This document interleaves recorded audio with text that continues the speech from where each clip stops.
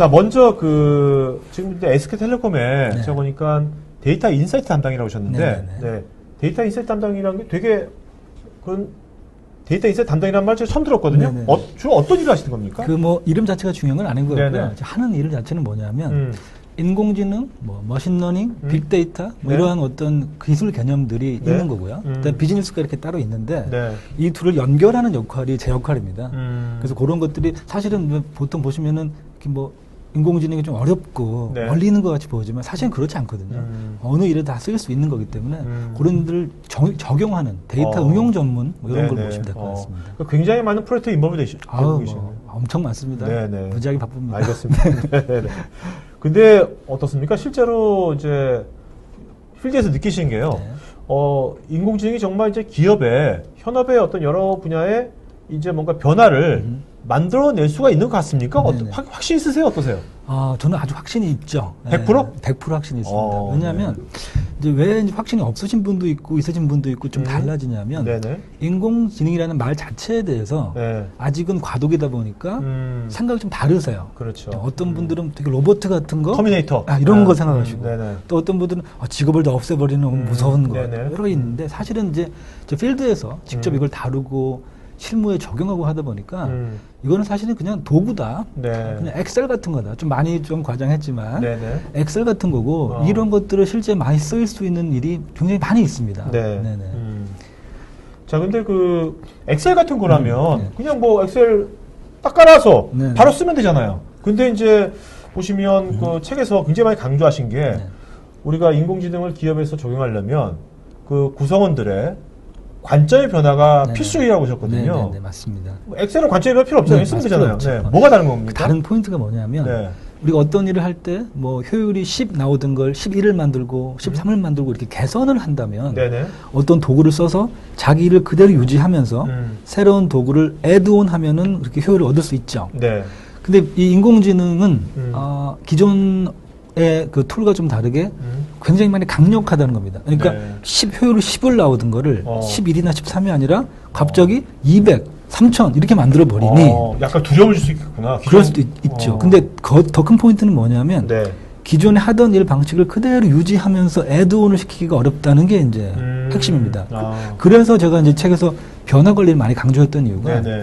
흔히 인공지능, 머신러닝 얘기하면은 기술로 얘기 사람들이 많이 집중하게 돼요. 네네. 새로운 기술이 나왔다. 이 기술이 어떤 게 있다. 사실은 그런 기술은 매우 중요하지만 그런 기술 담기 위한 업무 프로세스를 바꾸는 것들은 많이 간과되고 있는 것이 좀 사실입니다. 지금. 네네. 그래서 제가 계속 강조했던 것이 변화 관리가 새로운 이 툴을 담으려면 선행돼야 된다라고 제가 네네. 말씀드린 겁니다. 과거의 인공지능은 기본적으로 어떤 그 컴퓨터 안에다가 네. 난리지를 다 넣어놓겠다라는 어프로치였다면 네.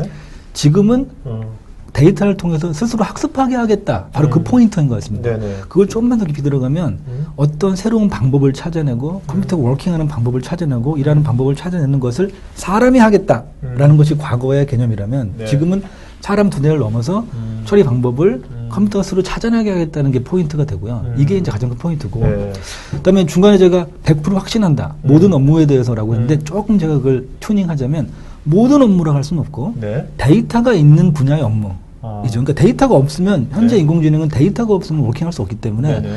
데이터가 없는 일은 사실은 개선의 여지가 좀 크게 있지는 않은데 데이터가 있는 즉 운영 시스템에서 어떤 데이터가 생산되는 종류의 일이라면 네. 상당히 많은 경우에 이게 우리 일을 크게 도와줄 수가 있습니다. 네네. 네.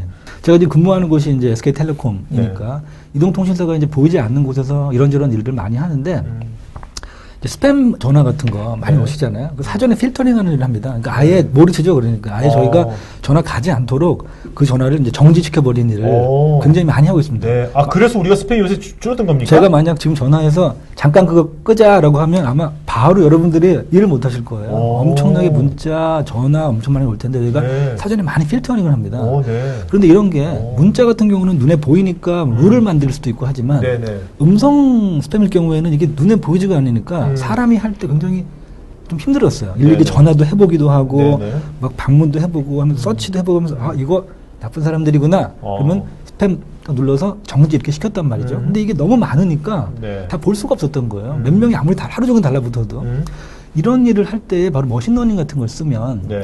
기존에 스팸으로 판정받았던 사람들을 정답지로 하여 학습을 시켜서 기계가 스스로 찾아내게 하면 지금 어떻게 하고 있냐면 다 자동화되어 있습니다. 사람이 끼어들지 않더라도 기계가 계속 돌면서 이 전화번호는 스팸일 확률이 95%야. 87% 이렇게 떨어뜨리면 저희가 다 검사를 해보니까 80% 이상은 진짜 스팸이더라고요. 그래서 자동으로 그냥 미 사전 필터링을 해서 그냥 막아버립니다. 그러니까 업무가 바뀐 거죠. 내가 사람이 하다가 이제는 그냥 우리는 가만히 있으면 얘는 24시간 계속 전기만 꼽아놓으면 돌아가는 거니까 이런 식으로 원래 하던 운영 업무 같은 것들이 쉽게 기계로 바꿀 수가 있는 그런 상태입니다. 지금. 그러니까 지금 우리가 사실 기계라고 그러는데 기계라고 하니까 자꾸 우리의 뭔가 하수 부속품 뭐 이렇게 생각하는데 말씀 들어보면 어떻게 보면 그 이런 이제 데이터 분석에 굉장히 능한 새로운 유형의 우리 파트너가 아닌가? 네, 정말 정확히 표현하신 것 같습니다.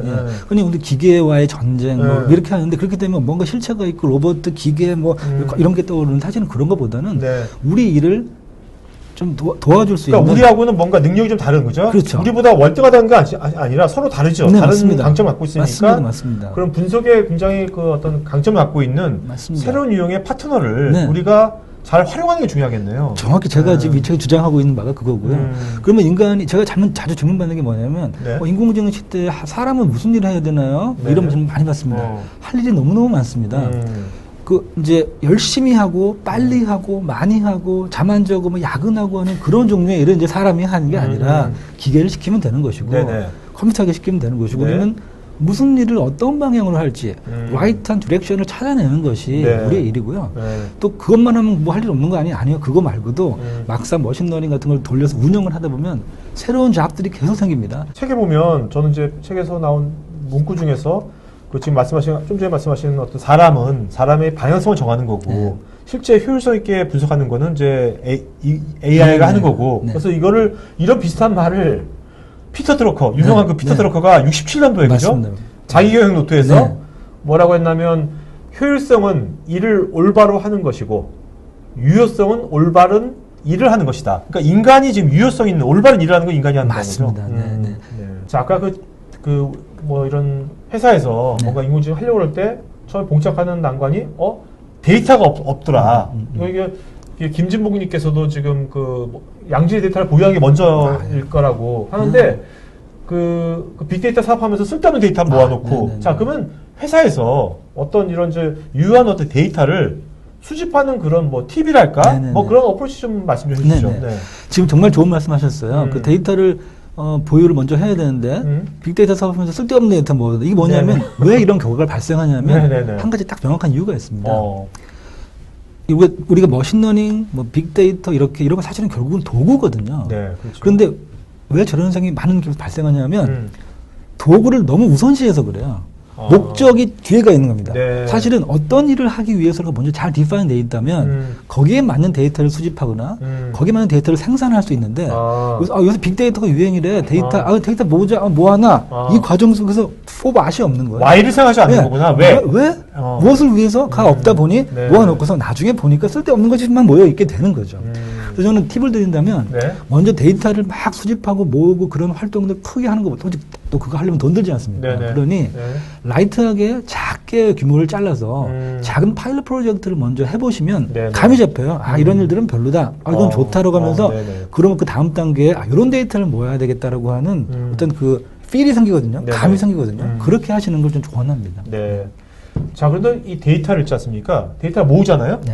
데이터를 모으면 그것을 책에 보니까 사모님께서 그 데이터를 원시 데이터는 다 되도록이면 한 장소에다 모아놓으라 했거든요. 그 이유가 뭔가요? 머신러닝을 하게 되면 예전에 우리가 데이터 웨어하우싱 이런 말 있었잖아요. 그랬었죠. 그다음에 이제 뭐 데이터 분석해서 뭐 찾아내고 할 때 보통 이제 데이터 크니까 통계만 시켜서 버리거나 해도 그 당시에는 뭐 그냥 크게 문제가 없었습니다만 이 머신러닝을 돌리려면 로 데이터 그대로를 돌려야 데이터가에서 말하고자 하는 데이터가 얘기하고 싶은 게 있거든요. 항상 이걸 그대로 받아들일 수가 있는 거예요. 사람이 과격한 가정으로 이걸 변형시켜 버리면 원래 데이터가 얘기하려고 하는 말 우리가 못하게 막는 셈이 되거든요. 그래서 그대로 해야 되고 또 한 군데 모아야 되는 거는 여러 시스템에 있는 것들 한 군데 모아놔야 따로 써서 알 수 없는 붙였을 때 또 가치가 생기거든요. 그래서 있는 그대로를 한 군데 모아서 놓으면 굉장히 이득이 많습니다. 책에 보면 이제 어떤 우리가 이제 이런 아까 작은 거라도 시작해보라 했잖아요. 네. 시작하는데 얼핏 상식적으로 생각하면 좀 이렇게 우리 지금 핵심 사업이 아니라 핵심 사업 바쁘니까 네네. 좀 이렇게 별로 좀 중요하지 않은 거, 그 뭐 지금 약간 소외되어 있는 거 업무부터 네네네. 먼저 장난감처럼 한번 해보는 게 그게 더 나을 것 같기도 한데 현실적으로 네네네. 책에서는 그게 아니라 핵심 사업의 작은 부분이라도 먼저 하라고 했거든요. 네네네. 그 이유가 뭔가요?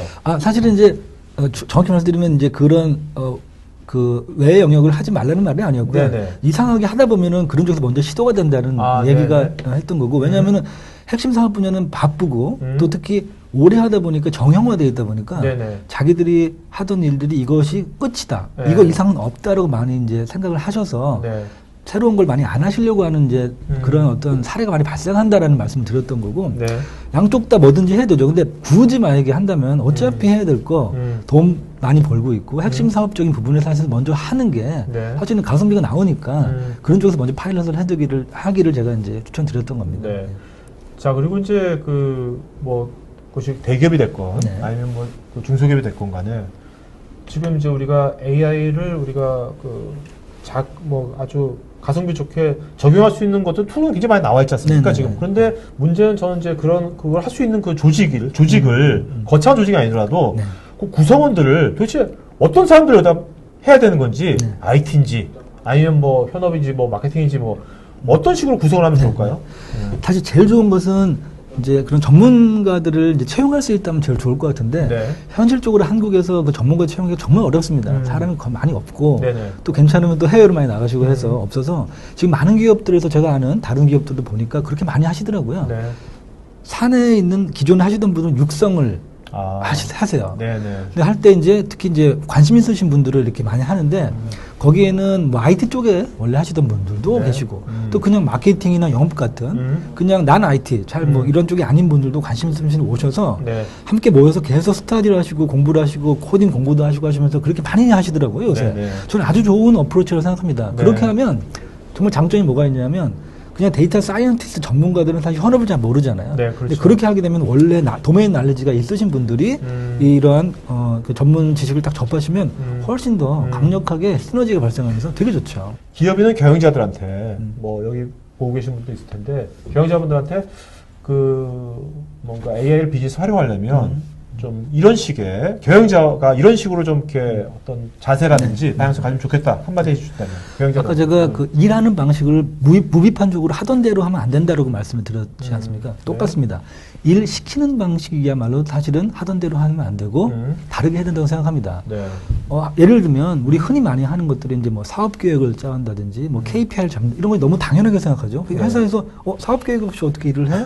근데 그런 게 맞는 분야도 굉장히 많이 있지만 네네. 이렇게 뭔가 새롭게 해야 될 분야 사실 계획을 세우는 것 자체가 사실 어렵습니다. 그렇죠. 그때는 사실은 계획을 해서 이만큼 미터하면 벌 거야 이런 관리 체계보다는 실패도 해봐라. 성공도 해보고 실험도 해봐라.